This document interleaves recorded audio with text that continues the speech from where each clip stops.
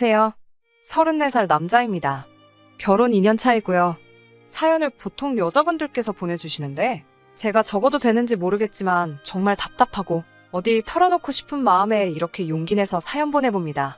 저는 평범한 집안의 둘째로 태어났고 위로는 누나가 한 명 있습니다. 본가는 지방이고 현재 저는 가족들과 떨어져 서울에 혼자 자리 잡아 생활하고 있습니다. 막연하게 서울 생활의 꿈도 있었고 지방에서 사는 게 너무 싫었습니다. 그래서 재수를 했지만 엄청 노력해서 서울에 있는 유명 대학에 진학하게 되었고 그때부터 저의 서울 라이프가 시작되었습니다. 대학을 졸업하면서도 대입을 준비하던 것처럼 1년이란 시간을 더 방황했어야 했지만 서울 안에 있는 꽤나 괜찮은 회사에 들어가게 됩니다. 그때부터 저는 완전히 서울에 정착하게 되었습니다. 회사를 다닌 지 6년 차가 되니 제 수중에 돈도 2억 정도 모이고 조금 안정기로 돌아서게 되더라고요. 그러니 자연적으로 결혼을 하고 싶어졌습니다. 그렇게 아내를 만나게 되었어요. 아내는 회사 근처 카페에서 만났습니다. 회사 근처라서 직장 동료들이 자주 가는 카페인데 제 와이프는 그 중에서도 이쁘기로 소문난 카페 직원이었습니다. 정말 회사 남 직원들 중 커피를 마시지 않는 사람도 제 아내 구경을 하기 위해서 일부러 카페에 갈 정도였으니 이쁘기로 소문난 그녀가 제 애인이 되었을 때는 정말이지 저도 믿을 수가 없었습니다. 정말이지 동네방네 자랑하고 싶더라고요. 하지만 결혼을 준비하게 되면서 알게 모르게 아내의 이유 없는 시댁을 향한 적개심이 가끔씩 눈에 보일 때가 있었습니다. 둘만 있을 때는 저에게 그렇게 잘했는데 유독 고향에 있는 누나나 엄마 이야기가 나오면 엄청 불편해하더라고요. 그렇다고 제가 아내에게 제 가족들과 엄청 살갑고 가까운 관계가 되어달라고 원한 것도 아닙니다. 본가 자체가 워낙 거리가 멀기도 하니 그냥 할 도리만 하자는 주의였는데 아내는 겪어보지도 않고 어디서 들으니 어떻더라 저떻더라 하면서 시댁에 대한 적개심이 굉장히 심해 보였습니다. 그래, 같은 여자다 보니 당연히 저희 누나라든지 어머니와는 불편할 거라는 생각도 들기는 했는데 그 정도가 조금 심하다 싶을 때가 조금 있었어요. 결혼을 약속하고 나서 얼마 안 돼서의 일입니다. 신혼집에 쓸 가전제품을 보러 다니다가 별다른 결정을 못하고 있던 와중이었습니다. 고를 게 종류가 워낙에 많다 보니까 정신이 다 없더라고요. 아침 일찍부터 몇 군데 돌아다니다가 끝내 결정을 못하고 잠깐 휴식 좀 할 겸해서 카페에 들렸습니다. 아내가 잠깐 화장실을 간 사이에 핸드폰이나 봐야겠다 하고 핸드폰을 꺼냈는데 오랜만에 지방에 있는 누나에게서 먼저 연락이 왔더라고요. 뭐하고 지내냐, 어떻게 지내냐 이런저런 이야기를 나누다가 뭐하고 있냐고 물어보길래 아침 대바람부터 혼수 보러 다니느라 아주 정신이 다 없다고 대답했죠. 뭘로 살지는 정했냐고 누나가 물어봤는데 아직 TV며 뭐며 직접적으로 정한 건 아무것도 없다고 했습니다. 그 이야기를 하면서 누나가 TV는 어디 회사 걸 사는 게 맞다면서 자기의 의견을 말해왔고요. 화장실 다녀오는 아내가 제가 누나와 대화를 하고 있다는 걸 알자 너는 우리 결혼 생활 이야기를 다 떠벌리고 있는 거냐며 엄청 불편해했어요. 아니 그냥 혼수 보러 왔다가 TV에 어디 거 살지 고민하고 있다고 말한 게 뭐가 그리 문제가 되느냐고 했더니 뭐 그런 것까지 말하냐며 입에 거품을 물더라고요. 제가 무슨 큰 잘못을 한 건가 싶어 이해가 잘 가지 않아 고작 이런 걸로 왜 그러냐고 물었더니 지금 제 누나가 시자짓을 하고 있는 거라고 열변을 토하더라고요. 그게 어떻게 시자짓이 되느냐고 했더니 지금 누나가 우리 혼수하는 것까지 간섭을 하려고 그러는 거라고 남자인 저는 눈치를 못 채더라도 자기는 다 알 수도 있다는 듯이 이야기하더라고요. 자기가 좋은 걸 사면 돈을 흥청망청 헤프게 쓴다고 할 거고 자기가 별로인 모델을 사면 자기 보는 눈이 없다고 그걸 가지고 흠을 잡을 거라고 하려는 거라 하더군요. 그 말을 들어보니 누나가 진짜 그런가 하는 생각도 있고 해서 그냥 앞으로 조심하겠다고 하고 말았습니다. 하지만 저희 누나가 시자짓을 하거나 할 성품의 사람이 아니라는 걸 저는 누구보다도 잘 알고 있었거든요.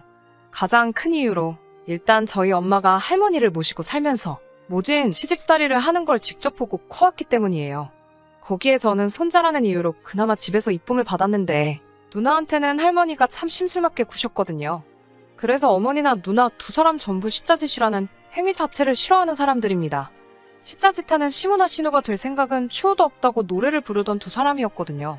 결혼 준비하면서 결혼하고 나서도 우리 어머니가 아내에게 전화 연락을 먼저 하거나 그런 적도 한 번이 없었는데 뭐가 그렇게 불편하다고만 하는지 참 이해가 안 갔습니다. 어쨌든 그런 상황에서도 축복 속에 저와 아내는 결혼을 했습니다. 집은 제가 모은 돈과 부모님이 보태주신 돈까지 합해 서울에서 신축 빌라를 한 개 구하게 되었습니다. 투룸짜리 사이즈가 작은 신축 빌라여서 아내가 혼수로 집을 채우는 데는 1,500만 원이 채 들지 않았습니다. 아내가 일하는 카페가 근무 조건이 그다지 안정적인 편이 아니었던지라 많이 힘들어했습니다. 어차피 아르바이트식으로 일하는 거라 상관은 없었지만 그마저도 그만두고 싶다고 말하더라고요. 저는 아내가 계속 일을 해줬으면 하는 바람이 있었고 곧 죽어도 일을 그만두고 싶다는 아내를 겨우 뜯어 말려 애매한 맞벌이 부부로 생활을 하고 있었어요. 그리고 6개월 전 아내가 첫 아이를 임신하게 되었습니다.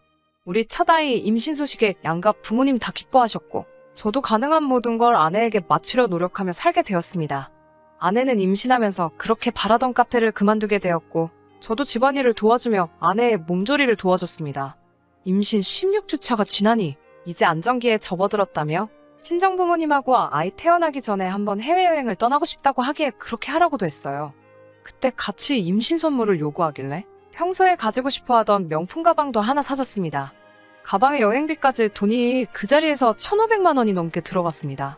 재벌이면 저 정도는 감당할 수 있다고 그동안 제가 악착같이 저축해온 것도 있고 못쓰게 한 것도 있으니 큰맘 먹고 아내가 원하는 대로 해줬습니다.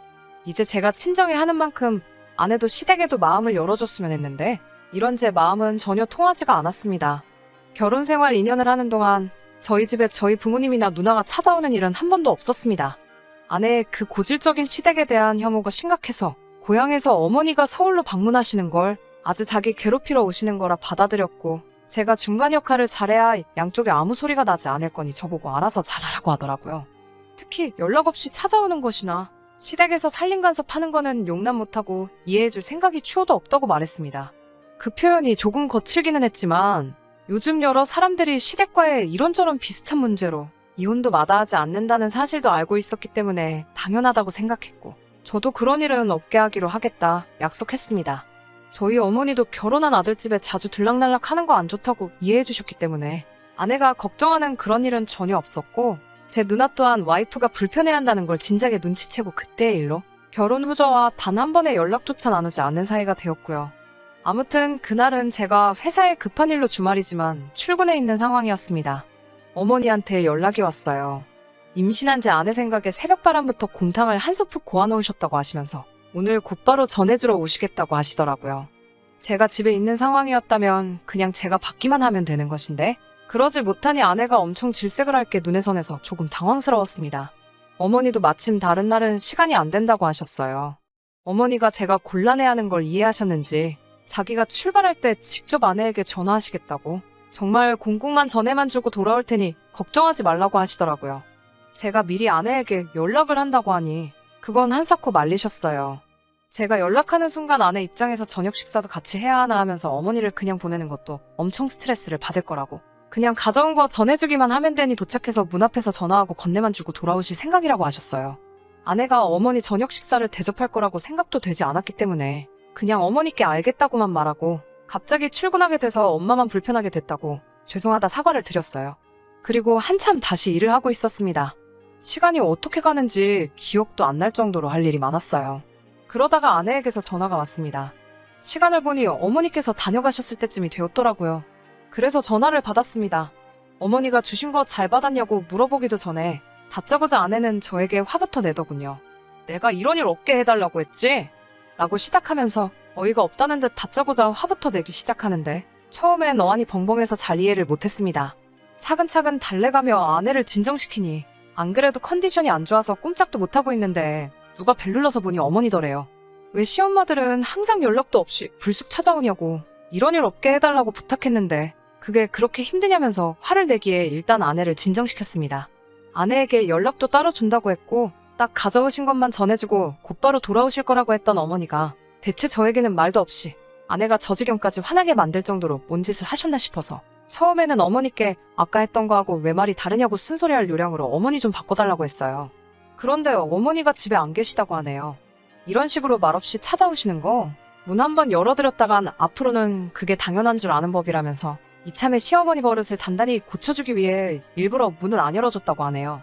뒤통수를 뭐 단단한 거로 아주 세게 맞은 느낌이었습니다.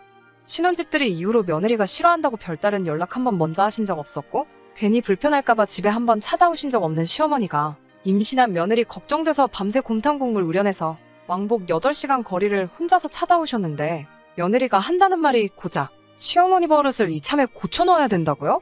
그 말에 저도 순간 이성을 잃고 아무리 예고 없이 찾아오셨어도 그렇지 이 엄동설안에 시외버스로 몇 시간이 걸리는 거리를 오셨는데 그게 기분이 나쁘다고 지금 제 어머니를 지금 문전박대한 거냐고? 너 지금 제정신으로 씨부리는 거냐고 한마디 했어요. 아내는 제가 화를 내고 있으니 불리하다고 생각했는지 아이 때문에 몸이 피곤하다는 핑계로 전화를 끊어버렸어요.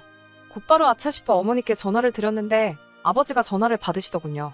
요즘 어머니가 자꾸 깜빡깜빡해서 전화기를 두고 나가셨다고. 네 엄마는 아직 안 만났냐고 걱정이 된다고 하시더라고요. 무슨 상황인지 대번에 이해가 가더군요. 전화기를 두고 가신 어머니가 출발하실 때 아내한테 전화를 당연히 하실 수 없었던 거죠. 그래도 어떻게 집까지 찾아온 어머니를 두고 아내는 자초지종도 묻지 않고 문전박대를 해버리고 말았던 거고요. 어머니를 생각하니 마음이 아프고 아내를 생각하니 정말 화가 치밀어 오르더라고요. 그러다가 회사 인포에서 가족분이 방문하셨다는 연락이 와서 후다닥 뛰어내려갔습니다. 가보니 어머니가 보자기 꾸러미에 바리바리 싸운 침을 양쪽에 드시고 서 계시더군요. 회사 이름이 기억나서 겨우 찾아왔다고 하시는데 화 한 번 내지 않고 오히려 제 눈치를 보고 계신 모습을 보니까 눈물이 다 날 뻔했습니다. 왜 그러니까 연락도 없이 와서 고생을 하시냐고 소리를 질렀어요. 어머니가 미안하다고 출발하면서 전화한다는 것도 까먹고 전화기까지 두고 왔다고 늙으면 죽어야지 하면서 멋쩍게 웃으시더라고요.